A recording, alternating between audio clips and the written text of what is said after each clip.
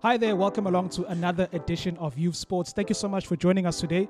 Hope is still not with us, but the gents are going to be holding it down with myself, Ayanda Nyuswa, and Umakeza, DYR's very own Ntobeko Mbambo. My brother, nice to have you here today.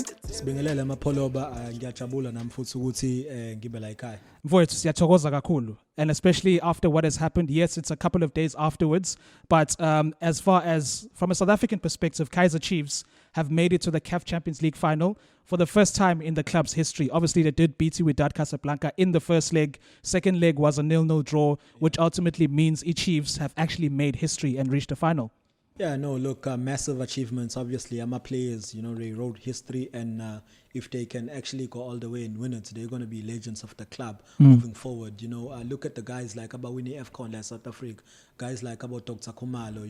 Those guys are legends, because of what they achieved for a country. It's gonna be more or less the same for players like Abokune. Ukune is literally, one of the best players in the country. But if you can win the CAF Champions, that's the only one left for him. With the Kaizer Chiefs, the only thing he needs, what's in the 8-30 debate as like the best goalkeeper she has ever produced, So this is massive for the club, not just for individuals. Siyazi ukuthi Kaizer Chiefs are the rival fans of the Pirates and Sundowns. Bahlezi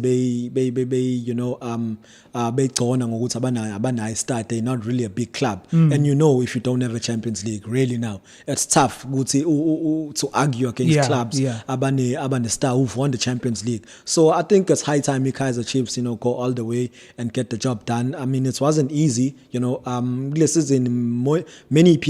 people have written off Kaizer Chiefs, but against all odds, you know what I mean? I mean, they are through to the final, and now they're going to be facing Ahly and one of our own Upito Musamane.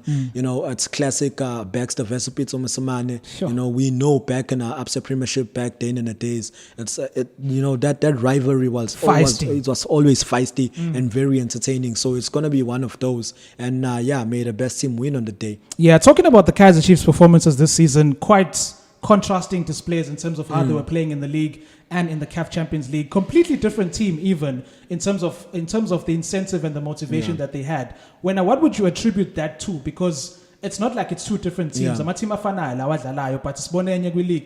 we've seen a completely different one in Africa. Look, there's many factors. Kaizer Chiefs, like South Africa, they are like the biggest club in the country, you know what I mean? Yeah. So the pressure is always big and massive.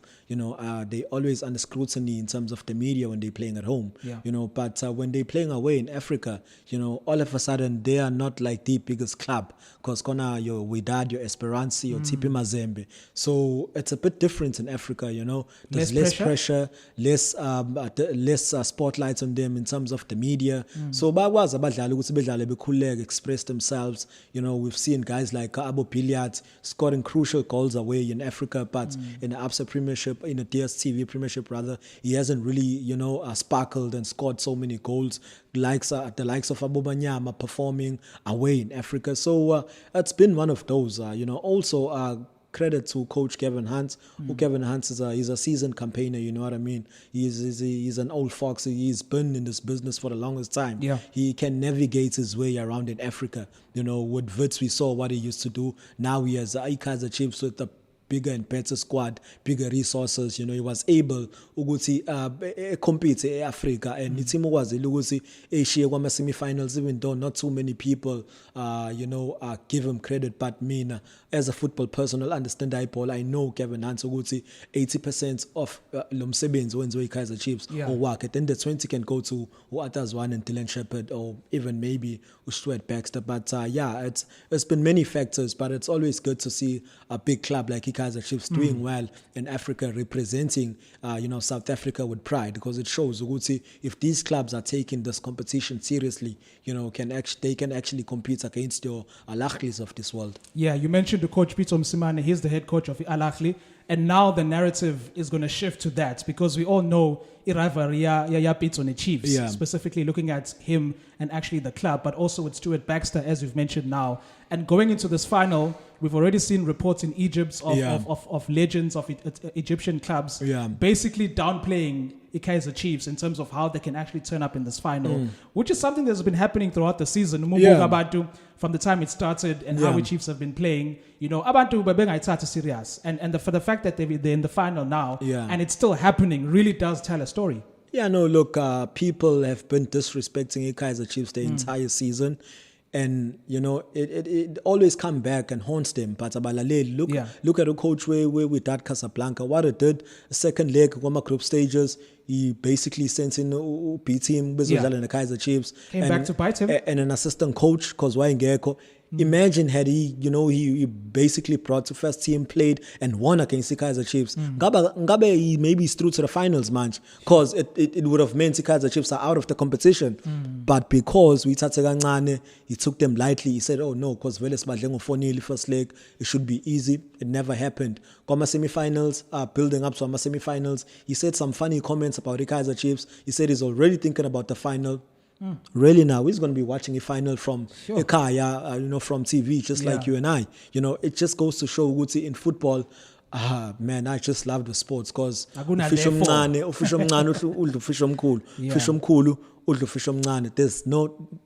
it's the story of the underdogs. It's always lovely and refreshing to see. Yeah, right. CAF Champions League final happening on the 27th of July, if I'm not mistaken.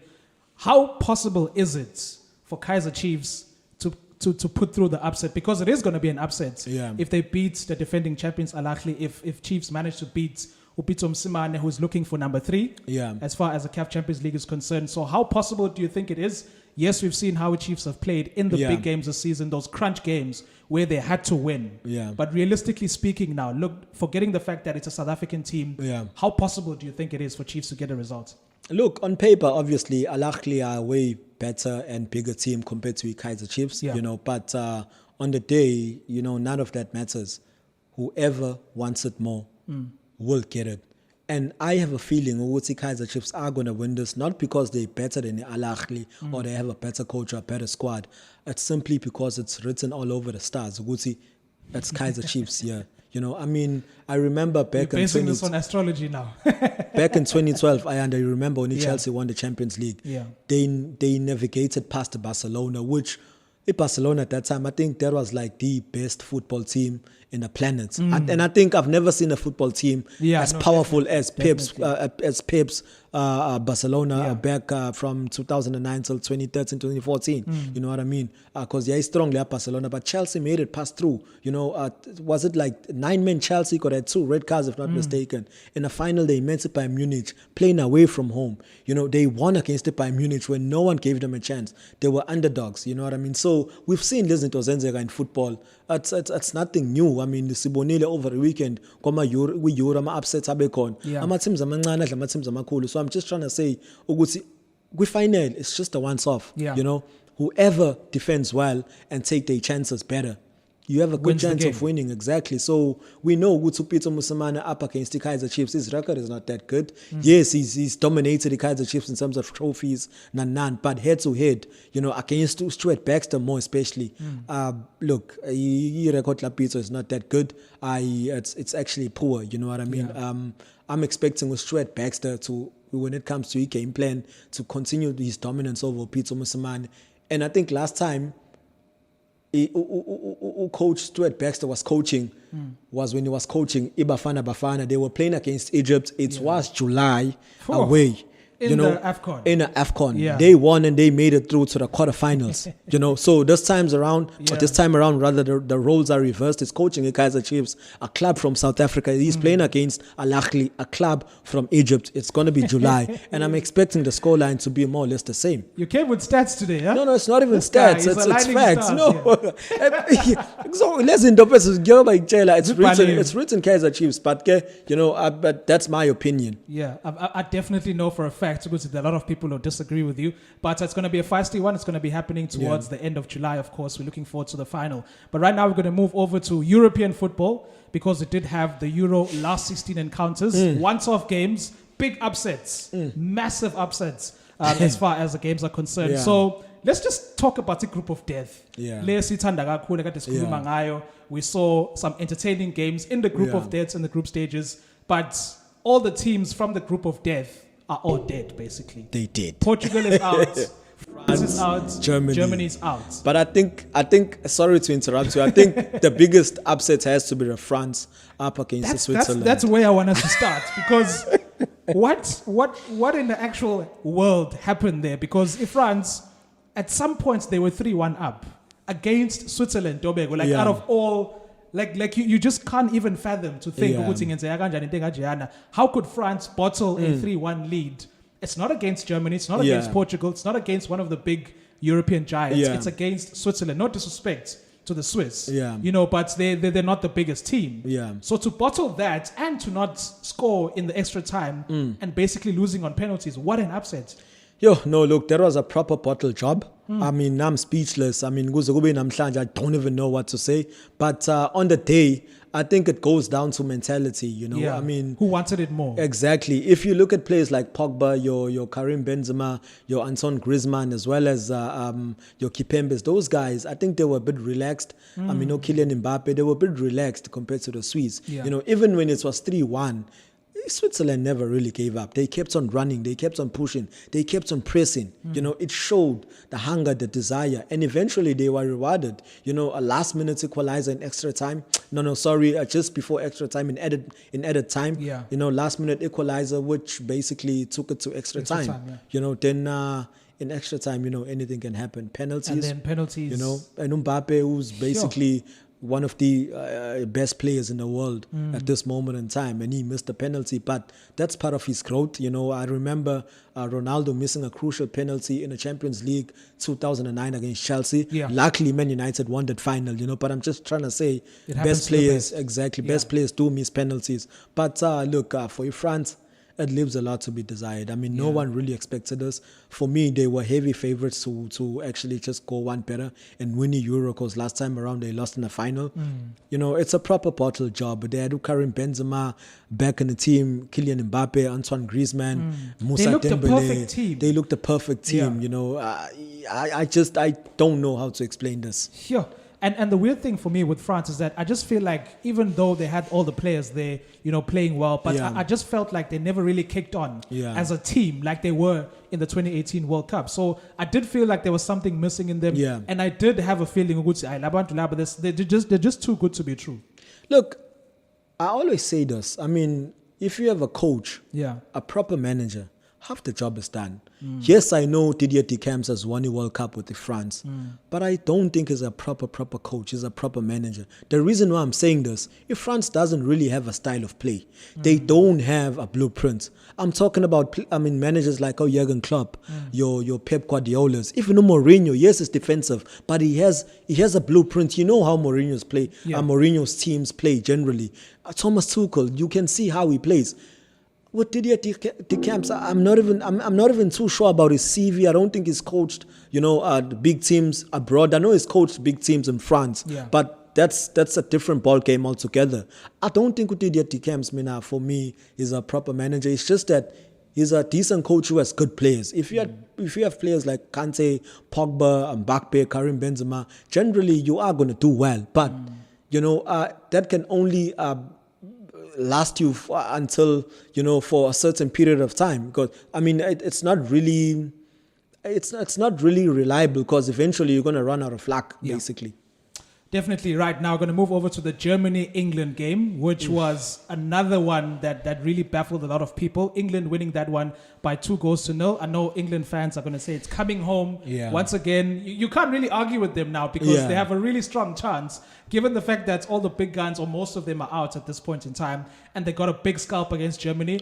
Most people didn't see them winning that one. I was one of those people, simply because I just don't trust the manager more than anything in terms of how he sets up the team. I was also skeptical when I saw the starting lineup with no real creative players. No Foden, But they got the job done.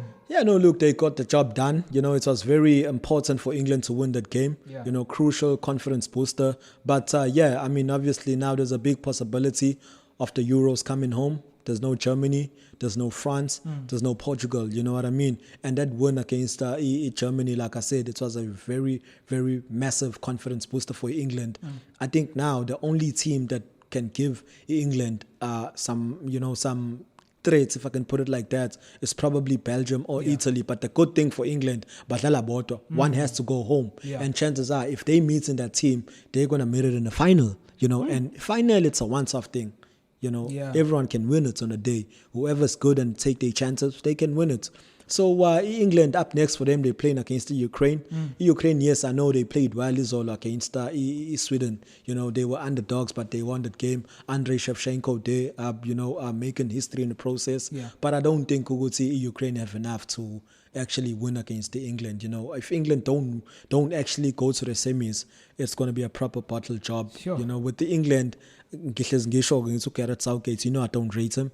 I don't think England are also another national team that needs a proper manager. For me, England, but again, maybe there is a possibility which he can actually go all the way. But if they don't win it after team, for me, there's only one person I'm going to blame. That's Gareth Southgate. How can you bench players like our Jordan Sancho? You've got Rashford on the bench. You've got bench Grealish again. Grealish. You've got Foden. Mason Mount. Exactly. I mean, I feel like England, they don't really have to be conservative. They basically have to go for it. Yeah. In midfield, just play Declan Rice, play Mount, play Grealish. That's your midfield three. Those, Mason Mount and Grealish, those guys are workhorses. They can track back. So they're not just your luxury players. Yeah. Unleash Sancho, unleash Rashford, unleash Kane. Go for it. You're gonna win games. I mean, this thing against Germany, it was so tense. You know what I'm saying? But eventually, they broke the deadlock. They got the job done. They won. Yes, we're happy for them.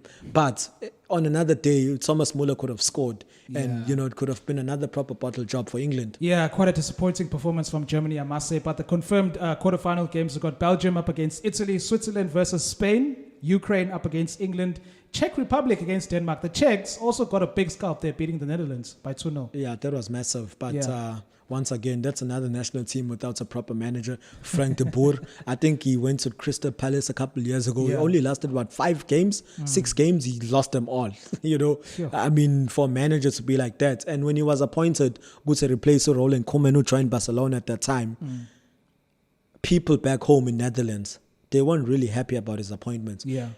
Right now, Bakisho, Czech Republic, and immediately after that, he was sacked. Because people weren't really, they knew, the FA knew they were gambling, and unfortunately that gamble never really paid off. So that's why it's gone now, it's clubless. So it's just like that. But, credit to Czech Republic. I mean, even though in Netherlands it'd be short that they were 10 men after De Ligt got that red card, but they had to win that game. So, and they won it. So credit to them. Hopefully, in a quarterfinals, they can have that same fighting spirit. All right, but brother, let's talk some cricket now. As far as the Proteas are concerned, obviously they still have that tour of the West Indies right now. So the test is done and dusted. We've already had 3 T20 encounters, right? Which right now South Africa are currently leading. I'm not sure by the time the episode comes out if we would have had a 4th one already, but the Proteas currently lead that by 2-1. So we won the last one by a single run, which was not really the best performance. I feel like the Proteas haven't really kicked on in the T20 series. Lost the first one, won the last 2, obviously. But a win is a win in a series, and that's the most important thing, to make sure that they actually get over the line. Look, it was important for the Proteas to win last night. Like I said on Monday, we show Uguti. For now, it's all about maintaining consistency. Yeah. The fact that they won, that's good enough. Never mind the performances, Uguti. It was a bit dodgy. It's a confidence booster. In a couple months' time, we're going to be playing a World Cup, T20 World Cup. You need these victories to boost your confidence, because everyone is confident. They know what they're capable of doing. You know what I mean? So it was very important for South Africa to win. Now they have to win the next one tomorrow just to wrap up the series. Yeah. It's going to be a clean sweep. They obviously won the test. Now they're going to win this T20 series should they win tomorrow. So it's important for them to maintain consistency, because with the Proteas, the biggest issue has been consistency. We've been saying this, So it's important for them to just win. It doesn't matter how, even if it's ugly, but Just get the job done and move on and take it and run away with it. Yeah, a couple of positives to take. I mean, a lot of positives rather on the bowling side of things. But the biggest one for me is the revival or the resurgence of Quinton de Kock. Yeah. You know, he's someone who actually put his hand up in this series already, putting some really, really good performances. Got 72 in the third T20 match, you know, which was a really good performance by him. And I feel like, and a lot of people know this or say this, that ever since the captaincy was taken off him, there was a huge lift off his shoulders. The pressure was off him. And that's where you get the best Quinton de Kock. Yeah, no, look, obviously, you know, Lento, captain of the national team, de Kock was a bit heavy on him. You know, it was weighing on him, and you could see his performances were a bit dodgy, you know, but ever since, you know, he's no longer captain. Uthemba Bavuma was appointed captain. You can see his performances have improved. You know, there's no... you can't run away from that because it's just clear to see. But one thing I love about the Proteas now is that a couple of players are starting to chip in. You know, look at a guy like, you know, Shamsi, a guy like Keshma Raj with Test Cricket. He's the one, you know, who made history and delivered a couple of wickets, which was massive. Ulungi Rabada, you know what you're going to get from him. I mean, so Ulungingit as well as Kagiso Rabada, you know what you're going to get from those guys, you know, consistency and wickets. And obviously now, Andre Nochier joining them, you know, is always getting those big wickets. So for the Proteas, I can see it's clear to see. It's just a matter of, you know, maintaining consistency and knowing what's your best team moving forward.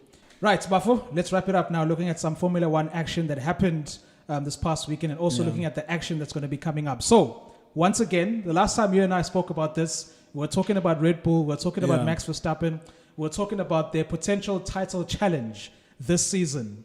Once again, Max Verstappen winning the Styrian Grand Prix, you know, the Red Bull's home Grand Prix, winning that one, which basically means now Mercedes haven't won a race in the last 4 that we had in Formula One. Once again, we're going back to this question. Yeah, no, look, obviously it's clear to see that the tables are turning now. You know, dominant performance from Max over the weekend. From start to finish. Absolutely. You know, I mean, yes, I know Lewis Hamilton was number 2, but he was nowhere to be seen. I think he finished, 35 seconds or 40 seconds later after Max had clinched that first spot. So I think now, you know, it's starting to shape up. I mean, they 18 points clear in the standings. Red Bull, you know, that's a healthy lead. That's a healthy lead for Max Verstappen and Red Bull. So I think right now it's just a matter of just you know, getting the job done. Clearly, in momentum in Agbon. Funny enough, early season we just assumed the you know, Hamilton and Mercedes, they're gonna brace past the season and blow everyone away and make history in the process, because record like Michael Schumacher, I think he's 1 title away, right? No, he's actually equaled it. Now he wants to go yes, number 8. Yeah, number 8. He wants to make it number 8 and be the all-time greatest to Formula One. But you know, clearly Max Verstappen, he has some other ideas. I mean, that performance over the weekend, you know, I think manje it may say this is all a car which can compete with them. You know what I mean? That car, Red Bull. It's just beasting. Yeah, you know, it's just beasting. It looks to be the fastest car this season. I think credit to the team, Red Bull. You know, because for the longest time, Mercedes have been dominant because they had like a really good engine. But now it looks as if Red Bull, you know, they found the right formula. Even over Ferrari, they know where to be seen now. So credit to them, and I hope Max Verstappen can actually go all the way and clinch the F1 title, because he really deserves it. His performances so far, he's been dominant, and obviously, you know, they were racing in Australia, home ground, Red Bull. So there's only one thing that's going to happen, and you know, it was a victory for Red Bull and Max Verstappen. Yeah, you're talking about teamwork, which is the most important thing, because we're also seeing Sergio Perez coming in and chipping in, putting in very good performances, especially in the last 4 races, you know, and also the Red Bull team as well. Within the pits, everything seems to be working for them. But what I picked up from Max Verstappen is that he's really downplaying all of this. You know, people are talking about the title already. Yeah. He knows it's still early days, so he Yeah. doesn't want everything to get to his head. Yeah, no, look, it's mind games. Now, deep down, he knows Uguti is in a very good position. Yeah. Yes, it's still early, but performances it's no fluke. He's been dominant. You know, like Bogan weekend from start to finish. You know, just blew everyone away. So I'm sure Naye and his team, you know, they playing it down because, you know, you don't want to be cocky and say, no, Yeah. you're going to win it. Just rather... Especially so early in the season. Yeah, exactly. Just downplay everything until it's the right time to actually make those sort of comments and make those moves whereby you can post. But this at this moment in time, the position of Bagiona, very solid. It's just a matter of them, you know, getting the job done because they've already gained momentum. Mercedes winless in 4 races. I think that's the first time since 2012 that has happened. Hasn't happened in a lot of years, you know. And we're seeing them basically playing under pressure, and they're crumbling at certain points. Yeah. We see how Valtteri Bottas is having his troubles. Yeah. You know, Lewis Hamilton also having his troubles on the other side, and as well as the Mercedes team as well. Yeah. So we're seeing a lot of cracks in the Mercedes team, and it looks to be very worrying for them, and they could be in big trouble this season. You know, look, so far it has been an atrocious season for Mercedes because, like we said, they've been dominant for the longest time. But I think the good thing for Mercedes, they can always work on their engine. You know what I mean? Yeah. They've got a couple months to do that. Just like try and find the right formula. Konabezo was a compete in Red Bull because clearly, you know, Red Bull at this moment in time they have a better car with a better engine. Yeah. You know, and that element is key in terms of winning or losing. And we've seen Uguti. Max Verstappen has had like the upper hand. So let's wait and see. All right, I don't think we've had a Formula One season that is this exciting in quite a while. So it really is exciting times for all of us. Of course, we just watched the Styrian Grand Prix this past weekend, and we are looking forward to the Austrian Grand Prix in the same venue happening at the Red Bull Ring once again. That's going to be coming up on Sunday. But I believe today we do not have the Jaeger quiz, simply because we are under COVID-19 restrictions, which is level 4, and we do not have alcohol. Alcohol is banned in the country, so we are respecting all the protocols of that. So we're going to be wrapping up the show right now, my brother. Yeah. Thank you so much for joining us. Thank you so much for joining us, and we're going to be back next time. Cheers. Cheers. No, it's a trap.